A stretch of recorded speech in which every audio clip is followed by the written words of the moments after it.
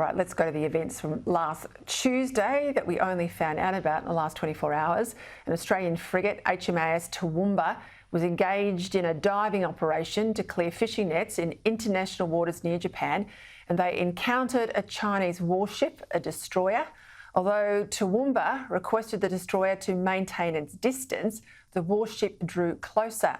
This is when Australian divers suffered injuries due to sonar pulses emitted by the Chinese ship, raising concerns about Beijing's conduct of military operations in international waters and, of course, the potential for escalating tensions, especially around Taiwan. Joining me now to pull this apart a little, Australian Strategic Policy Institute's senior analyst, Malcolm Davis. Malcolm, as I said, it happened last week. It happened on Tuesday. The PM was in the Parliament. We are told Australian officials, at what level we still don't really know, raised the incident with their Chinese counterparts in the Chinese embassy in Canberra and, of course, in Beijing. But where was the statement to the Parliament? You know, you and I both know there would have been briefings from Defence to ministerial officers to the Prime Minister's office. So why the silence? Well, I think it's fairly clear. The Prime Minister, having had a relatively successful, what I've termed Kung Fu Panda diplomacy in Beijing, was heading on to APEC with another meeting with Xi planned on the sidelines. And clearly, I think that he didn't want to undermine the tone or the momentum of that diplomacy. But, you know, the Albanese government talks in terms of China in terms of engaging where we can, disagreeing where we must, and defending our interests. Well, I certainly feel that we did an awful lot of engaging, but not much disagreeing. And I think this is a real mistake because it sends the wrong signal to Beijing. It sends the signal that even when a Chinese warship deliberately uses its sonar to attack our divers in the water, in international waters, where they are supporting a UN mission, we're not prepared to challenge them on it, at least not leader to leader. And I do worry that the message that sends to Xi Jinping and his colleagues. I mean, seriously, if we can't speak up, if our PM can't speak up about injured sailors, when is he going to speak up? Because I read some reports today that these military sonar systems can be deadly. Now, help us understand, Malcolm, the operational issues here for divers.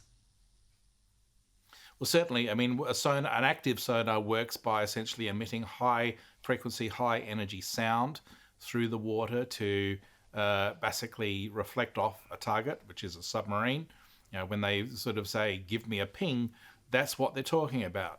And when you unleash that sort of power in the water against unprotected divers, it can cause all sorts of damage to those people. It could cause certainly damage to their ears, but can also, in more worst case scenario, cause damage to internal organs and even to the brain. So, you know, the Chinese were warned multiple times by the Australian warship HMAS Toowoomba that we had divers over the side. The Chinese confirmed receipt of those warnings, and yet that Chinese destroyer closed with Toowoomba and then lit up its active sonar. They knew exactly what they were doing. They knew exactly the result against those divers, and they did it anyhow. Okay, then I've got to ask a question. Why would they do it then? What do they get out of this belligerence? Are they testing our resolve? Are they seeing whether our PM perhaps has got the guts then to raise it 4 days later at APEC, which I suspect he did not? Is that what they were trying to discern?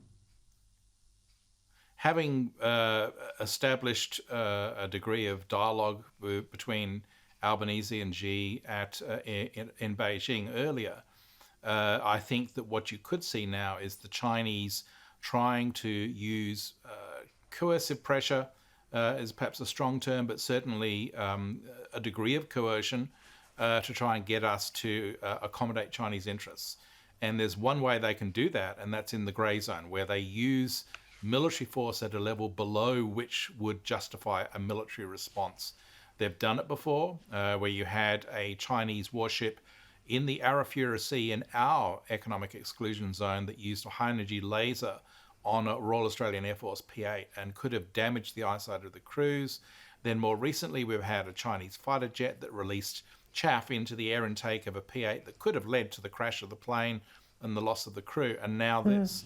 So I think the Chinese have form on this sort of behaviour, whereby on the one hand they talk about engagement and diplomacy and stabilisation, but then they use their military to put pressure on us. And I think the objective of the Chinese here is to intimidate us into perhaps giving more concessions down the track. Just quickly, I want to get a comment from you, if I can, in relation to the war in Gaza. The Israeli army has just published video showing clear evidence of a sophisticated Hamas tunnel network underneath Gaza City's Dar el-Shifa hospital complex. Now, this is well known in intelligence circles, isn't it, Malcolm, even if some of the media want to downplay the news?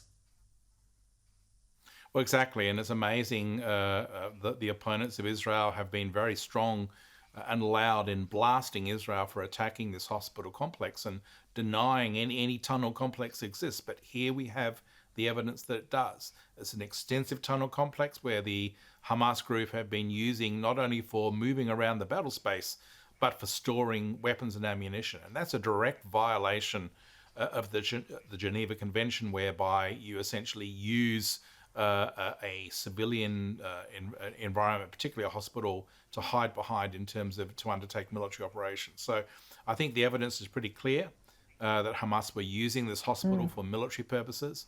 And I think the Israelis did exactly the right thing in terms of providing us with the evidence to basically show that that was the case. Malcolm Davis, thank you.